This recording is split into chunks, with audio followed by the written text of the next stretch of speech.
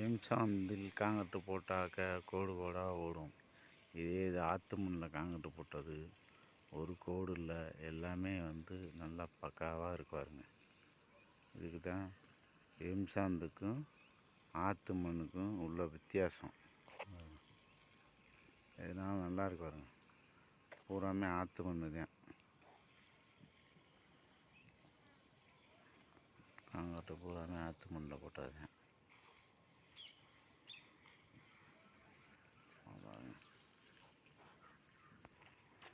பூராமே ஆற்று மண். ஆற்று மண்ணில் காங்கிரட்டு போட்டாக்க நல்லா அந்த வெடிப்பு எதுவுமே வராது. நல்லா ஸ்ட்ராங்காகவும் இருக்குது ஆற்று மண். எம்சாந்துக்கும் ஆற்று மண்ணுக்கும் நிறையா வித்தியாசங்கள் இருக்குது.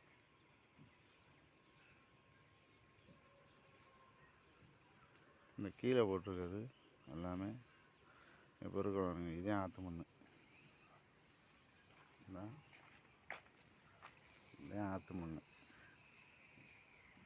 ஆற்று மண் எப்போ இருக்கணுங்க. அதான் ஆற்று மண். ஆற்று மண் தெரியுதா? அதான் ஆற்று மண். அந்த ஆற்று மண்ணில் காங்கிரட்டு போட்டது இந்த காங்கிரட்டு பூராமே பாருங்க.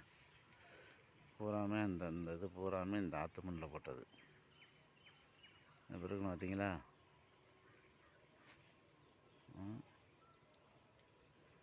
ஆற்று மண் வேலையே வேலை. அது ஒரு வேலை தனியாக இருக்கும். ஆற்று மண் நல்லா ஸ்ட்ராங்காகவும் இருக்குது. ஆற்று மண் எம்சாந்து அவ்வளோ தூரத்துக்கு வலுப்படலை.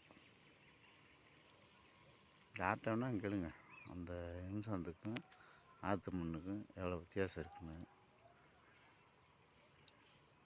வேலை பார்க்குற மேசனுக்கு தெரியும். எல்லாத்துக்கும் கிடைக்க மாட்டேங்குது. அது ஒன்று